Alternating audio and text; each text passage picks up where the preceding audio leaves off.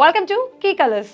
Cinema ఇండస్ట్రీలో interesting updates మీకోసం తెస్తోంది కీ కలర్స్. పూరి జగన్నాథ్ ఒకప్పుడు మాతో ఒక్క సినిమా చేస్తే బాగుండు అని తెలుగు హీరోలు అందరూ కోరుకున్న డైరెక్టర్ ఇప్పుడు సరైన హిట్ లేక స్టార్డమ్ ఏమైపోయిందో తెలియక డిఫెన్స్లో ఉన్న డైరెక్టర్. తన కటౌట్ ఉంటే చాలు సినిమాలో ఆటోమేటిక్గా కంటెంట్ ఉండి తీరుతుంది అనే ఇంప్రెషన్ తెచ్చుకున్న యాక్టర్ విజయ్ సేతుపతి. మరి వీళ్ళిద్దరూ కలిసి ఇప్పుడు పనిచేస్తున్నారు. అందుకే ఓపెనింగ్ క్లాప్ కన్నా ముందు ఇండస్ట్రీలో ఇంట్రెస్టింగ్ కమెంట్స్ వినిపిస్తున్నాయి. ఇవేంటో తెలుసుకునే ముందు, అసలు పూరి బౌన్స్ బ్యాక్ కావడానికి అసలు ప్రాబ్లం ఏంటో చూసే ముందు don't forget to subscribe key colours.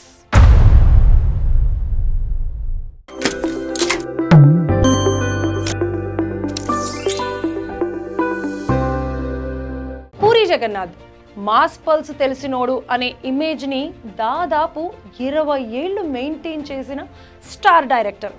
Dialogue రాసిన, దూకుడుగా స్క్రీన్ ప్లే సెట్ చేసిన, థియేటర్లు మోతెక్కిపోయిన సినిమాలు ఎన్నో. కమర్షియల్గా క్లిక్ అవ్వలేదు అనుకున్న నేనింతే లాంటి సినిమాతో అవార్డు, ఆడియన్స్ రివార్డులు సాధించిన దర్శకుడు. సార్ ధైర్యం అని నేను అనుకుంటున్నాను, దానికి మీరు పోరాని పేరు పెడితే నేను చేయలేను.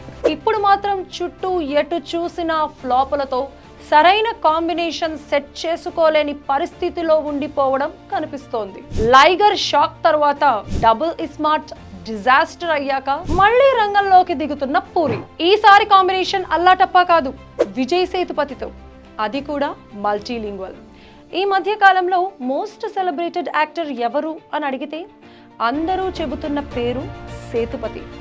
విలన్ లాంటి సినిమా చేసిన తర్వాత విజయ్ లాంటి హీరోని డామినేట్ చేయడం, కమల్ లాంటి స్టార్ అపోజిషన్ ఉన్నా తన పర్ఫార్మెన్స్తో అద్దరగొట్టడం, రజనీకాంత్ రిక్వెస్ట్ చేసి మరి తన సినిమాలో నటించాలి అని అడగడం లాంటివన్నీ చూస్తే సేతుపతి ఎందుకు స్పెషలో, ఎంత ప్రత్యేకమో అర్థమైపోతుంది.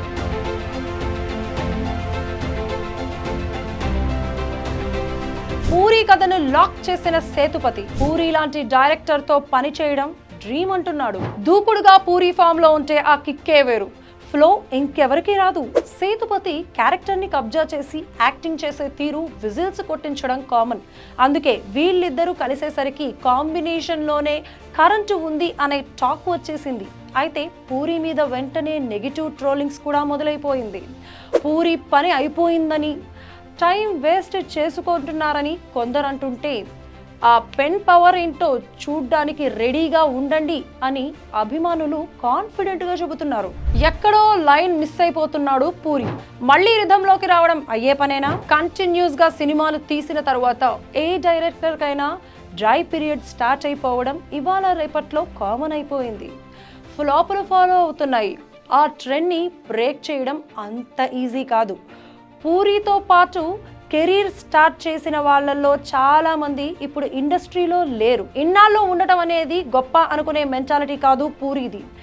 ఎవడైనా పడొచ్చు, లేచి నిలబడి కొట్టినోడే మొనగాడు, నేను కొట్టి చూపిస్తా అని పూరి చెప్పే తీరు ఫ్యాన్స్ కి కిక్కిస్తోంది. పూరి సొంత కథతో వస్తాడా, విజయేంద్ర ప్రసాద్ లాంటి వాళ్ళ హెల్ప్ తీసుకుంటాడా? కథ, బ్యాక్గ్రౌండ్ అంతా బాగానే ఉన్న నరేషన్ దెబ్బ కొడుతోంది. ఒకప్పుడు పూరి స్టోరీ టెల్లింగ్ వేరే, డిఫరెంట్ అన్నవాళ్ళు ఇప్పుడు అబ్బే అనేస్తున్నారు.